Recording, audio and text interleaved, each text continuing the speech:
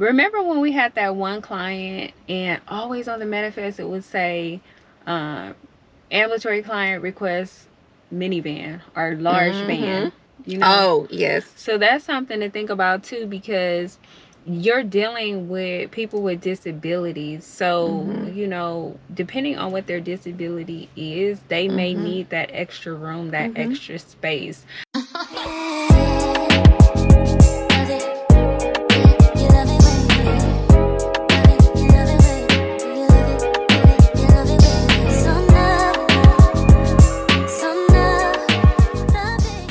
Hey guys, welcome back to NEMT Van Talks. I'm Jasmine. And I'm Monica. And we're the owners of an NEMT business based here in California.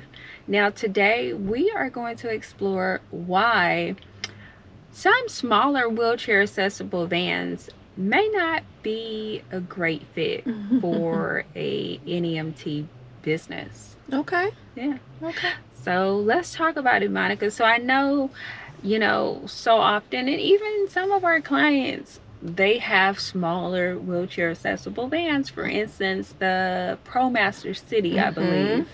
And they're very limited on the clients that they can serve, and meeting the needs of those clients. And so I think that this video is going to be really important for you if you're in the process of shopping for a wheelchair accessible van.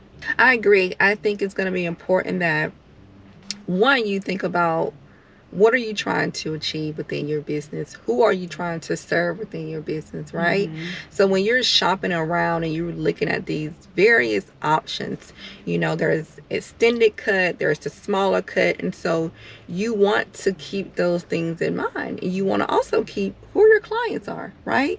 You got to keep that in mind when you're shopping for those vehicles, because like you mentioned, some vehicles may not be ideal for your NEMT business based on the operation you're trying to set up and you're trying to establish.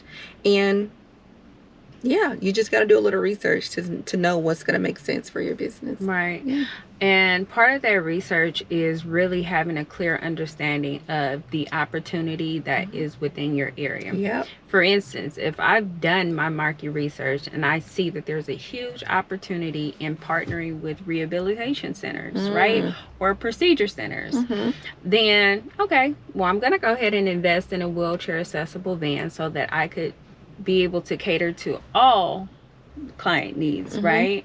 But for me as a provider and being in business for 5 years, I know that when servicing those rehabilitation centers, a lot of their patients have the leg extenders on the wheelchairs. So if you have a smaller wheelchair accessible van, you may not be able to accommodate that client's needs, right? That's one trip that you'll have to turn away. So for those type of clients that have leg extenders and their legs have to be elevated, they would need a larger van or a full cut van, like our minivan, our Dodge Caravan. And even with the example you just mentioned with multi-loading, so if you had to multi-load with the patient that required leg extenders and you're trying to put 2 other ambulatory individuals in that vehicle, that could be a tight fit. It's not going to happen.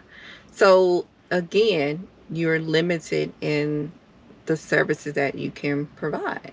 Now, even with that husband and wife, how often do we get husband and wife both in wheelchairs requesting transportation? If you have a smaller wheelchair accessible van, you can't take both of them at the same time. So you can only accommodate one wheelchair at a time. But if you have an extended cut, you can accommodate more than one wheelchair. But I mean, I would advise anybody, like, go to your, you know, your nearest mobility dealership and look at these vans, because even when we went to see some of the smaller vans, I was like, oh no, like I would feel so claustrophobic being in the back, right, in that tight space. And then most of them, there's like the bench, the seat here, so you can't even, you know, it's like you're stuck in this little space. Yeah. And then I even think about, I mean, not trying to get all like Safety. paranoid or whatever. Safety. Yeah, I thought about that too. Somebody hit you from the back. That wheelchair is right there. They're Yeah. gonna take the brunt of that impact because the wheelchair is sitting right there. Yeah. So those are just things that, of course, you definitely want to think about when you are searching for that ideal vehicle for, you know, your business. You want to look into those. But now, if you're thinking about, if you honestly thinking about like just tailoring your services to, you know, private clients, and you only want to transport one patient and one wheelchair at a time, like if that's what you want for your operation, and just know that you'll be restricted on certain things that you can and can't do with one of those smaller vehicles. And some people may want that, so that's why it's important for you to do your research to know like how do you want your business to function. And you know what I think about? What? Because it get hot here in California, Ooh, girl. yes. And I think about being in a smaller vehicle in the summertime. Even though, you know, we mandate we got to have air conditioning, right? But still, sometimes it take a minute for that AC to kick in, girl. Imagine being in a smaller vehicle filled to capacity. You got your wheelchair client and ambulatory clients, plus a driver in that smaller van. And this is like, you know, a lot of our clients have chronic health conditions, right? Something's going on with them. So think about the ventilation up in there, you know? But not only that, I was thinking, you remember when the pandemic happened? Oh, yeah. And we had to pivot then and make some changes in the vehicle. How many people can be in the vehicle at one time, the space, and all of that stuff. And hopefully we don't go through that again. But even, I don't know, girl. They just said 40 monkeys. 40 monkeys just got released in South Carolina. I hope we not headed back to some type of pandemic. So those are things that you want to think about too. Like, you know, is it, just, you know, ventilation, air circulation throughout the vehicle. Like, what does that look like in a smaller vehicle for you? Yeah. I have to agree with that. I think, you know, those are definitely a few things that you definitely need to think about. But then some people may say, well, you know what, I could only afford this type of vehicle. Then you get what's within your budget. So we're not telling you to go outside of your budget. Just make sure that you know the pros and cons. And like anything, that's what you want to do. You want to weigh out the pros and cons of an extended vehicle or a smaller cut vehicle. Like, you just need to weigh out what makes sense for you. And if that's outside of your budget, because we do know purchasing an extended cut vehicle, it does cost more. You know, purchasing one of those larger vehicles, yes, it costs more. And if that's not within your budget, stay within your budget. Just know that what you're operating within, and know what you may be restricted to, meaning the services that you may be restricted to providing that you cannot provide. So you just need to make sure that you clearly understand. Remember when we had that one client, and always on the manifest it would say ambulatory client requests minivan or large van, you know? Oh, yes. So that's something to think about too, because you're dealing with people with disabilities. So, you know, depending on what their disability is, they may need that extra room, that extra space. Like, for instance, this individual had like leg brace on both of his legs. So he could not be in a tight space. So that's why he requested a larger vehicle to come and pick him up. He was complaining because they were sending him like Uber and Lyft and stuff like that. And he didn't like it. Right. So just think about that. Like, think about your client preferences and what you think they would like. Heck, what do you think you would like, right? Because I know for me, I don't want to be in a tight, confined space. Even as a driver, like, it's like, give me 50 feet. Like, you know, I know we're not getting 50 feet, but I need my space. I'm just saying, like, personal space is everything. Yeah, but I think, too, like you mentioned, too, safety is a big part of it, too.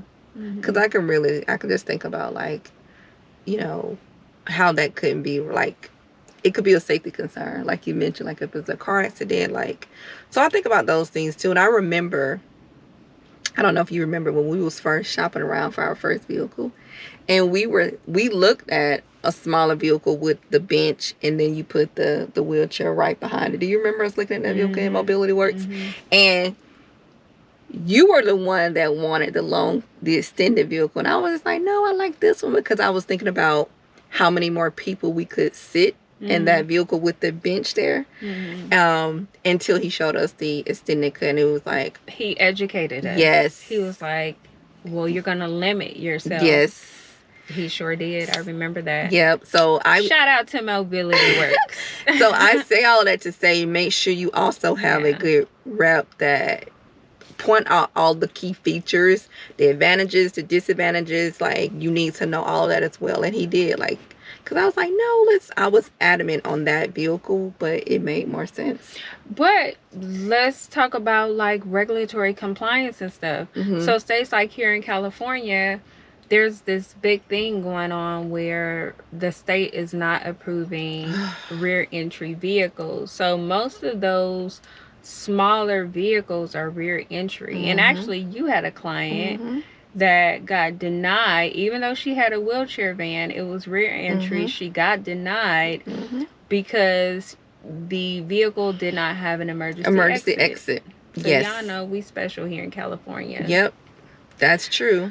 So, you know, that's something to consider too. So definitely look into your state's regulations also when looking to go out and purchase a vehicle. Because the last thing you want to do is go and purchase and drop 40, 50, 60,000 on a van that you can't use with certain organizations. You want to make sure that you can take full advantage of the opportunities that are out there for your vehicle. And if, you know, ABC, the state is saying you can't use the van to service Medicaid clients, that's an issue. That's the issue. Yeah, because you're right. That client, she's only by Medicaid. She's only approved to accommodate ambulatory individuals. So she was not approved for wheelchair insurance. Yet like she got a wheelchair van. Yet she got a wheelchair van. And she's right. And it's a real entry wheelchair vehicle. But again, it was because,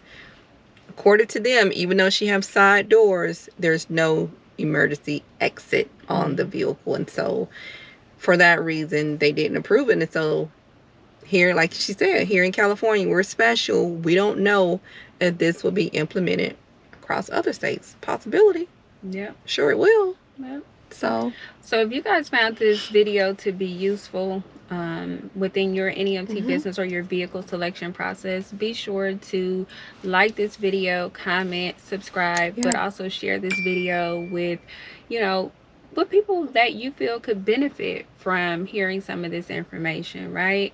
But also, you know, we understand that selecting the perfect vehicle for your business, a lot of stress comes with that. And so we wanted to create this video to to give you the heads up on, you know, what we see as providers and men in this space. Would we go and buy one of the smaller vehicles like the ProMaster City? Probably not.